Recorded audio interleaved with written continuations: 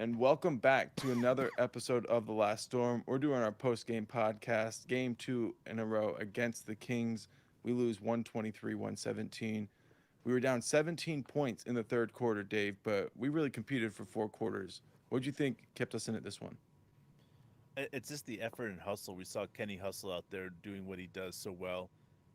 We saw stepping up. Aaron Wiggins, Lou Dort.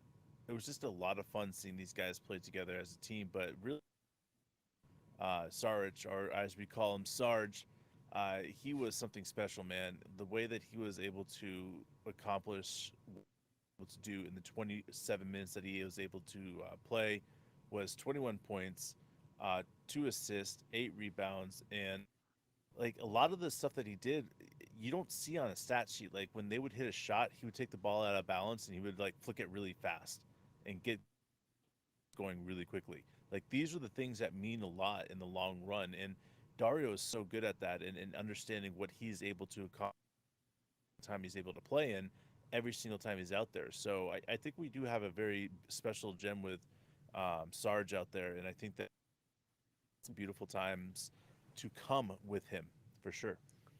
Yeah, I was really impressed with the way that he was directing traffic. I really like seeing him out there, like you said, running kind of the point guard, getting that quick pass up. If he would get a rebound, he was out there running. When he came in the game in the first half, it really turned things around for us. There was a lot of struggles. There was issues with just about every offensive possession. It felt like it just wasn't smooth. Then he came in and he was exploiting things. He was going to the post. He was finding runners. He was knocking down threes. He was making great passes and things started working. So this really is a great opportunity for us to see what he can bring to the table and see how he's going to fit in the future.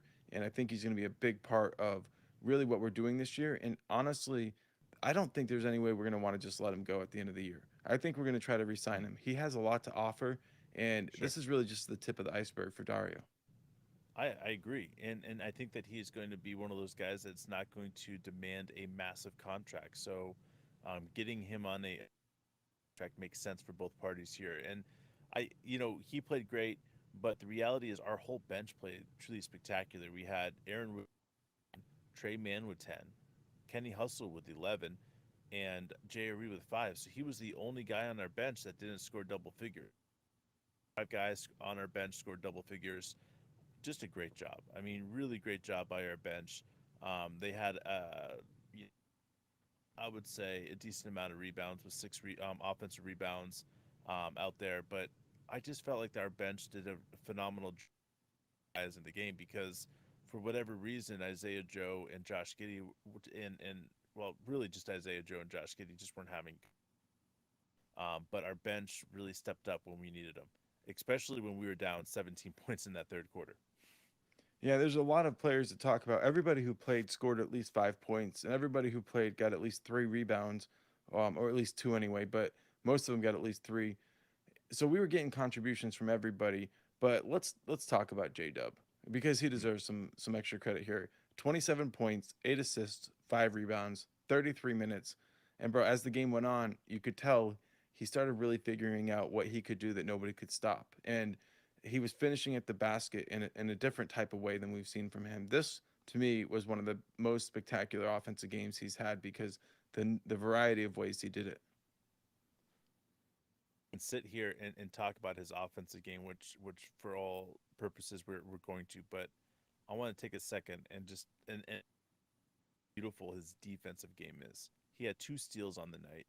The way that he was able to step up on that defensive floor, on the defensive side, was crazy, man. Like he understands the game and he understands how to get around guys and where to be at when Kenny Hustle's coming in. All the little things on the defensive end, and then on top of that, he always puts himself in a position to be able to get the ball for always, and it takes a special type of player to be able to do that. And I look at J Dub and I see a defensive end, and people are talking about where is J Dub going to be at this year? Like where's he going to play? Where's he going to start next year?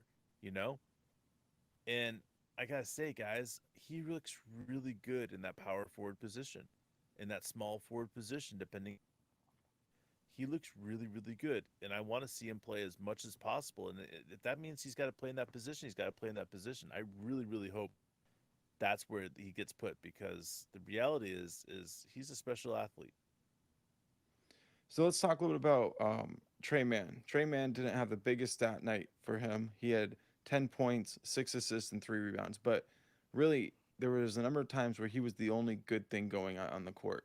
He was making the right decisions, making the right passes. There was a no look pass he had that really started things off for him. And then he made a bucket, knocked down a three, and he really got it going. So I feel like with Trey Mann, a lot of people have been watching him being like, when is he going to get it going? I feel like this was the first game that he really got it going. So hopefully it's a building block for him. I hope it's a building block. He needs this. This is one of those moments that he needs an opportunity to look at something and say, "Hey, I did this. I'm growing from this." So I'm hoping that he uses this opportunity. Um, I thought the defensive player of the game and Scummy 420. You agree with me here as well. Kenny Hustle, out of his event tonight, he had 5 steals. Like, just think about that. 5 steals on the night. What a night for Kenny Hustle. I'm pretty stoked to have a player like this that is truly a Swiss Army knife. Like, they can do so much on the defensive end, on the offensive end. It doesn't matter. Kenny Hustle is truly spectacular. I'm so happy we have him in our arsenal of truly great players. Yeah, this was a game we ended up losing by 5. We were fighting back the whole time. We ended up tying the game up.